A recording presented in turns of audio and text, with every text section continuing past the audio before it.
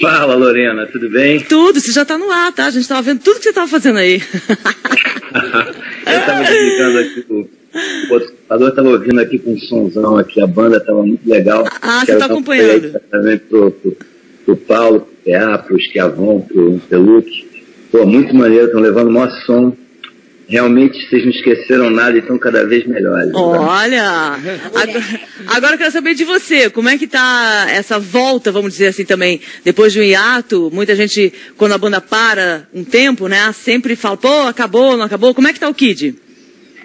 A gente também voltou, também de uma forma, assim, várias coisas que eles falaram aí tem em comum conosco, assim, mas o que fez a gente voltar foi, assim, foram os fãs mesmo, né? Foi uma coisa assim de todo mundo, depois de um certo tempo que a gente parou em 2005, começo de 2007, aí, em 2010, todo mundo sentindo, assim, que essa coisa de aí, quando é que vai voltar, assim, aumentou exponencialmente, rolou uma procura de shows e tal, e a gente recebeu um convite para fazer um show no Japão, no Brazilian Day, lá em Tóquio, assim, que deu uma entusiasmada geral, assim, a gente preparou, aí também chamamos outros músicos, fizemos uma banda de apoio nova, muito legal, e aquilo assim deu um gás pra gente voltar e rolou uma coisa assim, no primeiro show, eles estavam falando essa história da química, não tem jeito, né, é exatamente o que o Esquiavon falou ali uma hora, de cada um tem seu jeito de tocar e aquela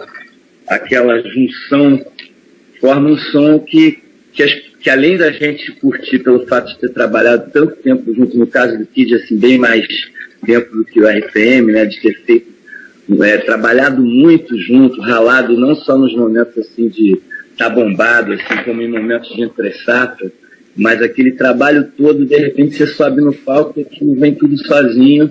Exatamente, não perde, né?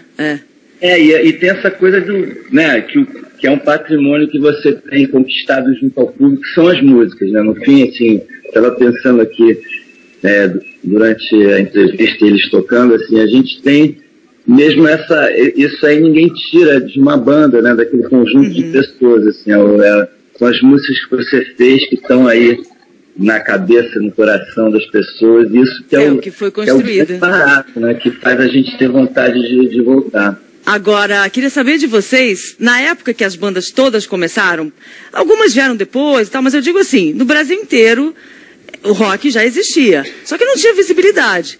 Nos anos 80, isso começou a aparecer, bandas jovens fazendo música para jovens. Porque até então a gente ouvia as bandas que tinham, assim, músicos, compositores de outras gerações, né?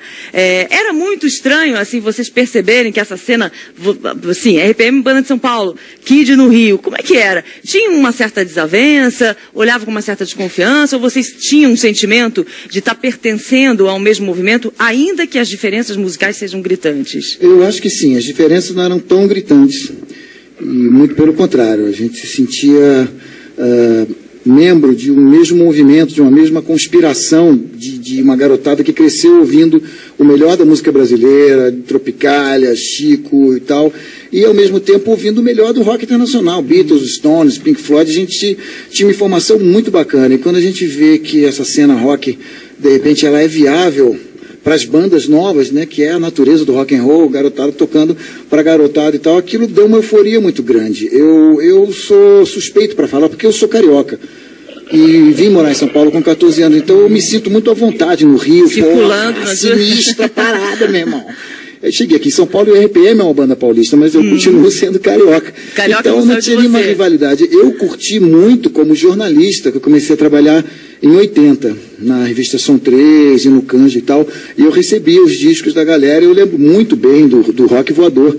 Foi uma primeira aparição do Kid, e Excelso Blues Boy, Sangue da Cidade. Cada coletânea dessas era assim, tipo, uau, o movimento está crescendo, uma coisa, sabe, tipo uma revolução mesmo. A revolução mesmo, né? E, assim, e o grande divisor de águas, eu acho que foi realmente o compacto de Você Não Soube Me Amar da Blitz. Foi ali que Evandro e Fernandinha e companhia arregaçaram mesmo, e o rock era irreversível. O rock nacional tinha chegado daí com não tinha força, mais volta. E as Brasil, e aquelas cores cítricas, a New Wave, e Júlio Barroso, Lulu Santos. Eu acho que começou realmente primeiro no Rio. Você tem, Jorge, um marco assim que você sentiu que o rock era um uma música e mais do que isso, era um movimento que podia mobilizar tanta gente no Brasil inteiro?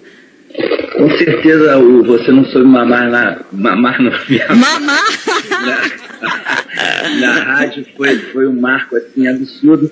E depois, mais do que isso, por exemplo, eu comecei a tocar com o Frejá e assim, eu sempre gostei muito de rádio, né? Acho que até uma coisa que a galera do Kid tem em comum, essa coisa das canções da rádio, do hit parede, não sei o que, essa magia que o rádio tem. Quando a Blitz entrou, já foi esse susto, assim, né, de falar, caramba, é um outro som e que estava muito mais próximo de nós do que a gente não tinha muita referência de banda. As referências eram Mutantes, era coisa dos anos 70 de outra galera, outra época, né, assim.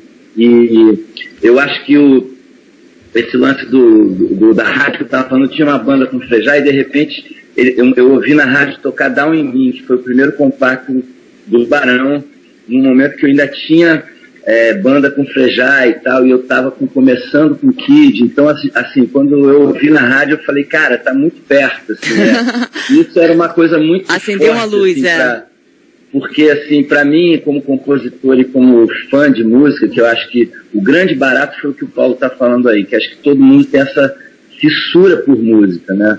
Assim, todo mundo tá no mercado, etc e tal, mas assim, todo mundo entrou, eu acho que dessa galera que está aí até hoje, da nossa geração, são todos apaixonados por música. Então, assim, isso é uma coisa que obviamente diferencia.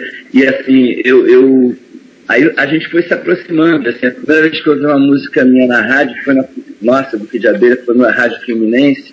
E assim, foi uma viagem, assim, porque eu estava no aterro dirigindo o carro, e eu sabia que eles tinham, acho que o Beninha, a Paulo e o Leone tinham ido na Rádio Fluminense, que era em Niterói, levar uma fita e meio que deixar lá. E por acaso o programador atendeu eles pessoalmente, ouviu uma música, gostou, botou no ar e batizou na hora a banda de Kid Abelha Abóbora Selvagem.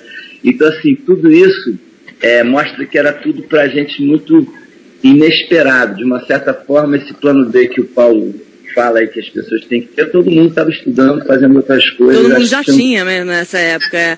Agora, vocês acham que é a maior herança que essa geração dos anos 80 deixou para a geração que está chegando agora? O que ficou? Eu acho que a gente está mostrando isso agora. É como nós olhamos para os Stones ainda em atividade, como nós olhamos para o Sir Paul McCartney, que acabou de vir aqui. Eu estou falando isso, eu e o Jorge somos particularmente bitomaníacos. O Jorge com o Rodrigo, com o Guto, eles têm uma banda chamada Os Britos, do Nani, que eu volta e meia, sempre que eu posso, eu dou uma britada honorária, que a gente é totalmente bitomaníaco.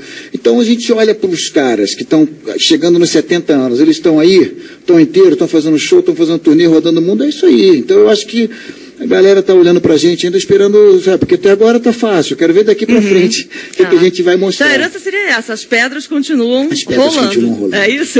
E você, Jorge, para a gente fechar aqui? Oi?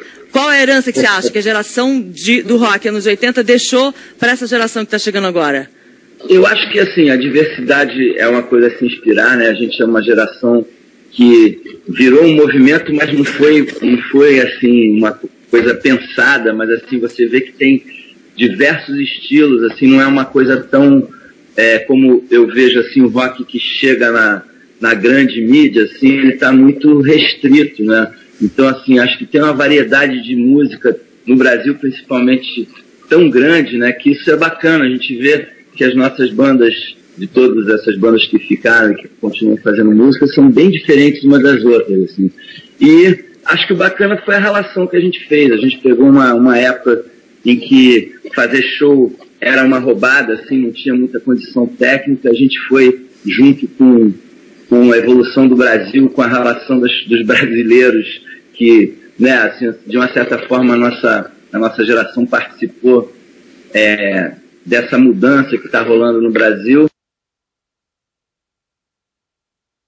Curtiu muito, e acho que a herança que a gente deixou foi essa história mesmo de cada um, assim, de cada Eu vou pedir para ele fazer aquele DVDzinho da gente em São Conrado ali, eu, Jorge Cazuza, completamente virados nos anos 80 ali na praia. Ele tem um Super 8 disso, ele tem. Ai, podia trazer. Pois é, ele está procurando nesse estúdio. Eu estive aí com ele, participei do último disco dele, cantando todas as parcerias que ele tem com o Cazuza. Esse estúdio aí, né, Jorge? É esse o lugar que ele tá? Você tá aí? Ou não? Aonde? Tu tá no estúdio que eu gravei? Não, eu vou mostrar onde eu tô aqui, ó. Onde ele tá? Vai mostrar a cara, é a casa? Ah, que maravilha, que maravilha. Mata a gente de inveja. Obrigada, Jorge. Ele mora num cartão postal, né? É. Vamos fazer o seguinte, olha, agora a gente vai ouvir mais uma aqui do RPM, e o senhor, depois de matar a gente de inveja, já está convidado para trazer aquela sua bandinha aí, que tem alguns sucessos, né? Vem tocar aqui no Sonora Live, aquele fechado? Mutantes Cover. Legal? Maneiríssima. Lorena, é sempre bom conversar contigo. Quero, de novo, assim, dizer que fiquei muito amarradão antes de estar aqui participando, de ver o RPM em ação. Muito legal, vi umas fotos também do show, que está a maior produção, que aliás era a pergunta que eu ia fazer, que eles têm um histórico de shows de produção, produzidos. Né? Assim. Eu queria saber como é que é essa ideia que veio aí, assim, me lembro que foi a primeira superprodução, né, era o RPM e a Blitz, né, que usavam muito essa coisa de... vários recursos cênicos e tal. E eu queria saber de onde que veio isso, assim, de como é que começou essa Olha, eu primeiro quero te falar. Vamos fazer o seguinte, a gente está falando Paulo, muito, vamos tocar uma? Se tiver em São Paulo, vem 12 de abril. Senão vamos fazer no Rio em dezembro, dia 9, vamos voltar no Citibank Hall. Esse negócio, eu acho que a gente assistia, na verdade eu fui ver o Gênesis, o Luiz, a gente foi ver Gênesis no Ibirapuera, a gente era moleque, devia ter uns 14 anos, e o Gênesis trouxe aquele raio laser, a gente ficou pirado com aquele negócio. Foi daí que a saiu. A gente queria fazer um negócio com raio laser de qualquer maneira. Olha, a gente não vai conseguir tocar todas as músicas, vamos tocar. Jorge, agradeço a sua participação. Valeu. Continua assistindo a gente, e o Kid já está marcado aqui, tá bom? Thank you, George. Então, vamos lá. O que vai ser